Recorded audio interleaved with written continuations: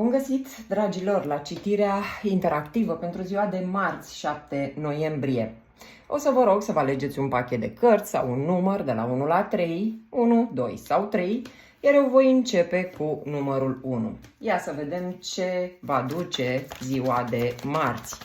Regina de monede este arhetipul personajului care se dedică, să spunem așa, tuturor. Dar vedem aici că reușiți să încheiați acest capitol printr-o decizie asumată. Poate este acea zi în care spuneți, ia gata, de azi înainte nu mai fac nimic pentru nimeni. Vă faceți fiecare ce aveți de făcut. Pajul de spade vine aici cu niște informații, probabil de aici și ideea de a termina cu situația asta, pentru că vedem că informațiile alea sau ceea ce o să aflați vă schimbă total percepția. Probabil veți ajunge la concluzia că nu se merită, cine știe, vă schimbați oricum ideile pe care le-ați avut până acum despre o anume situație din viața voastră. Optul de bâte ne arată aici că lucrurile se desfășoară destul de rapid și parcă vă îngrijorează situația. E cumva, aș spune eu, per total o ieșire din zona de confort, că dacă tu ai fost obișnuit sau obișnuită să fii pe placul tuturor și de azi începând te hotărăști să nu mai fii pe placul tuturor și vezi diferit situația, normal că te îngrijorează, te gândești poate, oare unde va duce situația asta? Poate oamenii ăștia nu mai rămân în viața mea, poate o să fiu abandonată, cine știe? Pentru că de obicei nevoia de a face foarte mult pentru ceilalți vine dintr-o astfel de frică.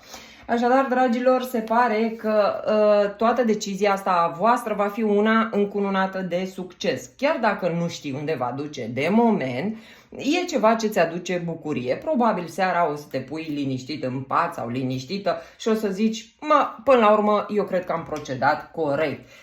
Trecând peste toate grijile alea pe care poate undeva în subconștient încă le ai. Dragilor, nu vă pierdeți credința că totul se așează exact așa cum este bine. Și iată, ai aici un răspuns de la îngeri. Da, dacă tu asta ai în cap și poate te-ai gândit la lucrul ăsta de mai mult timp, fă-o, pentru că cel mai probabil este o modalitate prin care începi să fii sau să devii mai prețuită. Dar fă treaba asta cu iubire. Impregnează cu iubire situația în care te afli. Adică să nu vină dintr-o stare de orgoliu, de ego. Ia mai lăsați-mă frate toți. Nu, ci pur și simplu dintr-o stare de iubire de sine. Mă prețuiesc întâi pe mine. Mi-e bine să fac treaba asta? Fac. Dacă nu mi-e bine, atunci n-am să o mai fac. Bun. Mergem mai departe, dragii mei, cu numărul 2. Haideți să vedem la numărul 2 care este mesajul pentru numărul 2. 6 de cupe aici poate fi o reconectare, o întoarcere poate la niște amintiri din trecutul vostru, poate este întoarcerea unei persoane din trecutul vostru în viața voastră. Vedem aici că este o șansă, vine poate cu un dar nesperat această persoană, poate fi un taur, o fecioară, un capricorn.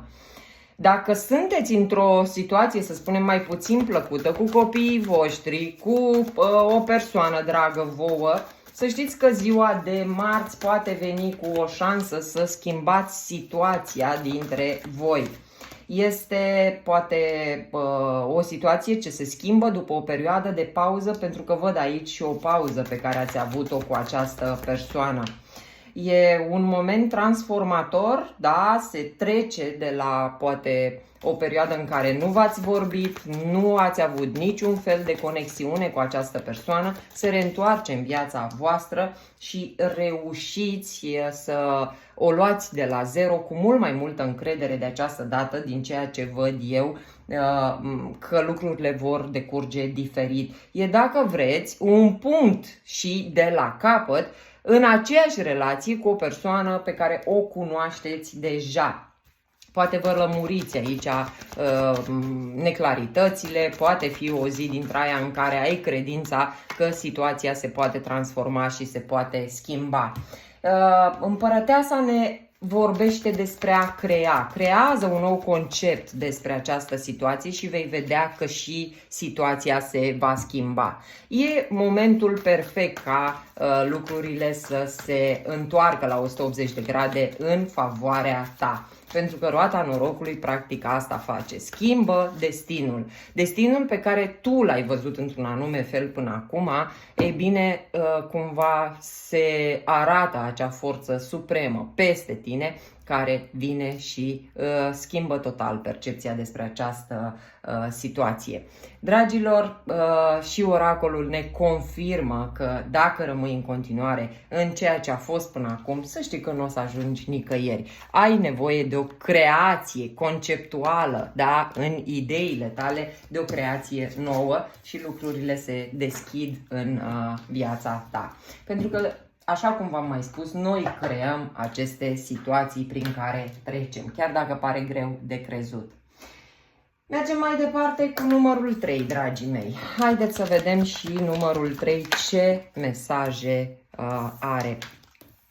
Aici moartea aduce poate finalul neplăcerilor din viața voastră, pentru că vedem că nu-ți convine, sau cel puțin până în acest moment ai stat într-o situație în care lucrurile nu-ți conveneau. Se schimbă norocul, dacă vrei, prin această transformare. Vedem și 6 de spade, care ne arată rezolvare, vindecare. Poate plecați undeva, cine știe, iar această plecare poate schimba situația voastră la 180 de grade.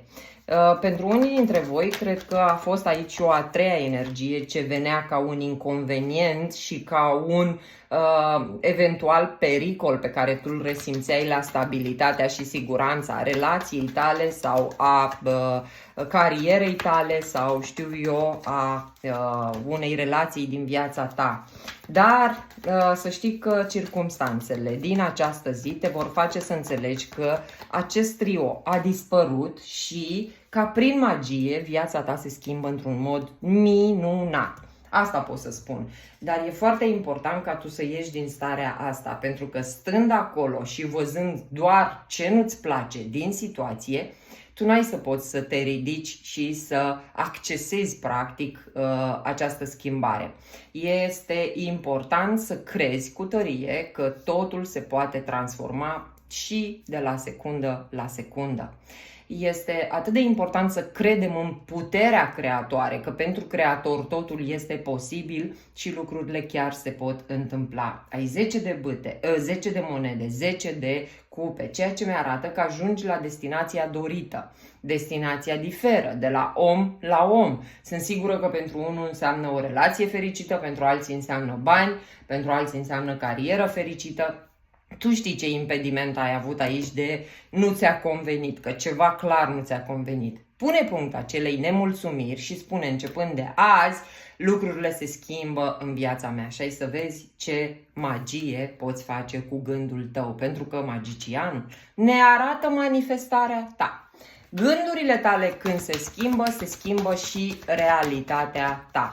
Ei bine, dragilor, ascultați-vă intuiția. Voi, la nivel intuitiv, cei mai mulți simțiți că această schimbare este posibilă. Că dacă tu crezi în ea, fă-o și la nivel conștient. Da, îngerii ne transmit și ei că se poate rezolva situația ta, dar e nevoie să ieși din zona de confort. Ce înseamnă asta? Te-ai obișnuit să faci pe victima. Mi s-a făcut, mi se adresă, ăla-i de vină, ălălaltul-i de vină. Ieși de acolo din zona aia, pentru că faetonul asta ne indică.